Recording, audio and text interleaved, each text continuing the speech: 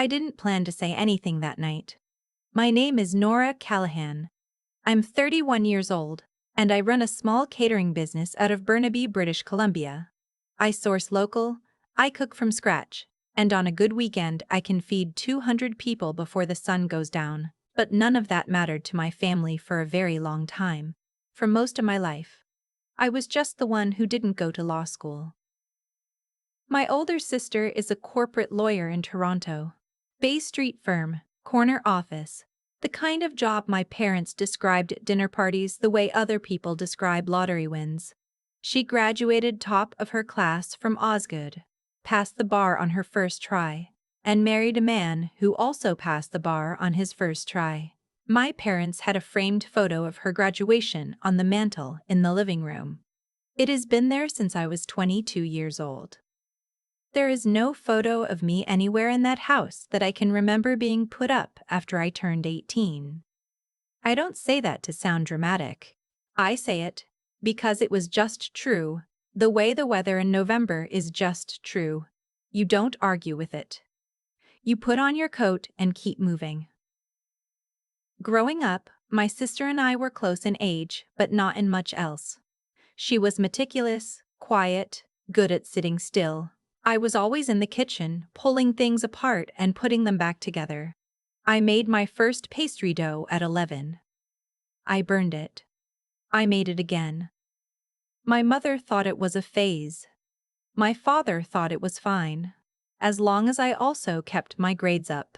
My sister never had to be told to keep her grades up. My sister was the grades. I was the mess in the kitchen with flour on my shirt. When it came time for university, I applied to culinary programs. My parents did not take this well. My mother sat across from me at the kitchen table with a cup of tea she wasn't drinking, and told me I was making a mistake. She didn't yell. She never yelled. She had a way of being disappointed that was quieter and more complete than anger. She said she just wanted more for me. I asked her what more looked like. She said, something stable. Something that leads somewhere. I asked where cooking leads. She didn't answer. She just looked at her tea. My father said very little. He had a habit of leaving the room when things got uncomfortable and returning later with a topic change. He was not a bad man. He was just someone who had a very clear picture of what a successful life looked like, and anything outside that picture confused him in a way he didn't have the tools to work through. I went to culinary school anyway. I took out student loans. I moved into a shared house in East Vancouver with 4 other people and learned to cook professionally, which is a different thing entirely from cooking because you love it. I loved it anyway. After graduation, I worked in restaurant kitchens for 3 years. Long hours, low pay. A hierarchy that will humble you in ways nothing else can. I worked the line at a French bistro in Giztown until my feet stopped hurting at the end of shifts, which is when you know your body has given up protesting and just accepted the terms. I learned everything. I kept learning. During those years, I called home when I could. My parents asked how things were going, and I said fine, and they said good. And then they asked if I had thought about going back to school for something else, something more stable. My mother had taken to suggesting hospitality management, which she said sounded more professional than just cooking. I didn't argue. I said I'd think about it. I never thought about it. My sister was thriving. Every time I talked to my parents, they mentioned something about her. A new file, a new client, a promotion, a conference in Calgary. I genuinely wasn't jealous. She had worked hard and she deserved it. What I was, though, and I only understood this much later, was invisible. Not because my parents didn't love me.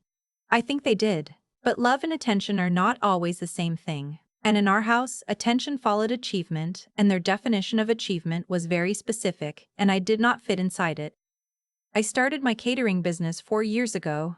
A friend had a wedding in Squamish and her caterer canceled 3 weeks out. I stepped in. I did the whole thing myself, with 2 helpers and a borrowed van. 50 guests, 4-course dinner, local salmon, a dessert table that people are still talking about according to the bride. She posted about it and the bookings started coming in.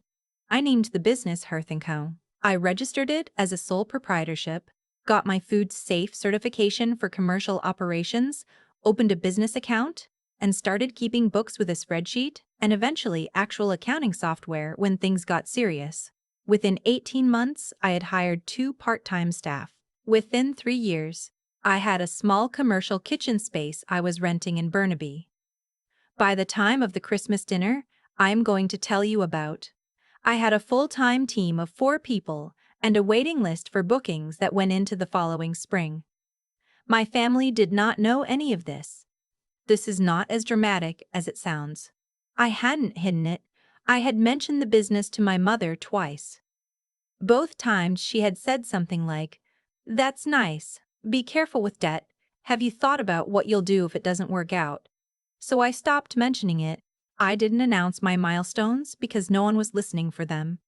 My mother called me every few weeks, and we talked about the weather and her garden and my sister's latest case, and I said I was keeping busy and she said that was good. My father's side of the family has a Christmas gathering every year. It rotates between relatives, and that year it was at my aunt and uncle's house in Langley. Maybe 30 people. The kind of gathering where the kids run around and the adults stand in the kitchen with wine, and someone always brings a dish that doesn't quite fit, and everyone eats it anyway. I had been going for years. I was used to it. What I was not used to was what happened when my father introduced me to his cousin's wife, a woman named Constance, who had just moved to the Lower Mainland from Montreal and didn't know anyone. Constance was warm and direct, the kind of person who asks real questions at parties. She turned to me and said, "And what do you do?"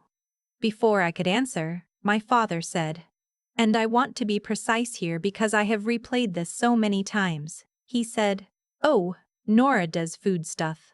Events and things. She helps out at parties. She helps out at parties. She helps out at parties." There were maybe 12 people within earshot. My aunt, 2 of my cousins, my mother, my sister who looked away, Constance who looked at me with a kind of careful politeness, trying not to register anything, and me, holding a glass of sparkling water and feeling something I had felt so many times that I almost missed it. Almost. I said, "Actually, I own a catering company. We do private events, corporate dinners, weddings. We have a commercial kitchen in Burnaby, and I have a team of 4. We're booked out through April." My father laughed. Not a mean laugh. A laugh like he was surprised. A laugh that tried to smooth it over. He said, "Yeah, she's really made a go of it. Made a go of it." Constance asked me more questions. Real ones. How did I get started? What kind of events? How did I find the sourcing side of things in BC? We talked for 20 minutes. By the end of it, she had asked for my card. She was planning a retirement dinner for her husband in the spring, and the caterer she'd been considering had just gone out of business. That booking, as it turned out, was 35 people. Outdoor reception, a very specific menu she had in mind, and the most organized client I have ever worked with. It went perfectly. She referred me to 3 more clients within the year. But I'm getting ahead of myself. That night, after the conversation with Constance, I found a quiet corner of my aunt's house and I sat with it for a minute. She helps out at parties. I had been running a business for 4 years. I had employees. I had a lease. I had a spreadsheet with a revenue line that would have surprised everyone in that room. And my father, who I believe loves me, introduced me to a stranger as someone who helps out at parties. I didn't say anything to him about it that night. I thought about it for a long time afterward, and I kept coming back to something a colleague had told me early in my catering days. An older woman who had been running her own events business for 20 years. She said, "Nobody hands you your credibility. You have to just keep accumulating evidence until the picture is undeniable." I had been accumulating evidence, I just hadn't been showing it. The shift started small. I updated my business website. I had been neglecting it. I hired someone to help with photos, proper food photography of my actual events, the kind of images that make people stop scrolling. I started being more open about the business on social media. Not performing success, just documenting the work. A wedding in the Okanagan. A corporate gala at a venue in downtown Vancouver. A retirement brunch in North Van with a menu I was genuinely proud of. My mother followed my account.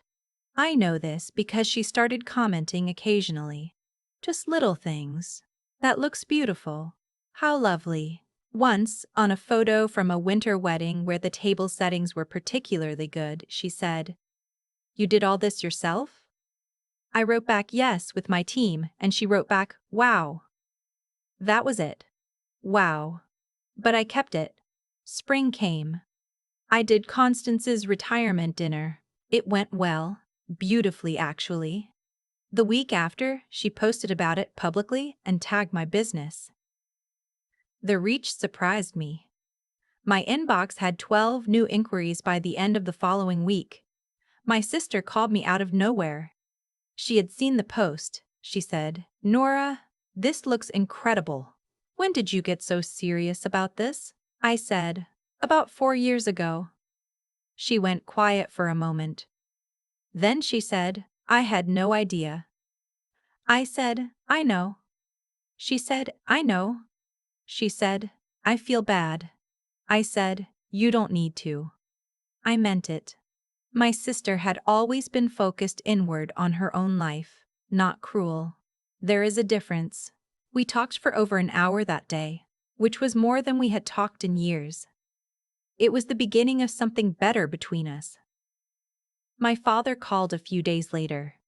He had also seen the post. He said, "Nora, your mother showed me the photos from that dinner, and I didn't know." He paused. "I didn't know it was this big." I said, "I know, Dad." He said, "I think I've been dismissive about your work and I'm sorry for that." I wasn't expecting him to say it so plainly. I had been carrying that Christmas dinner moment for 5 months, and there it was, acknowledged, without me having to bring it up. I said, "I appreciate that." He asked if he could come see the kitchen sometime. I said yes. He came on a Saturday morning in June. I showed him the space, the prep stations, the equipment, the walk-in, the dry storage.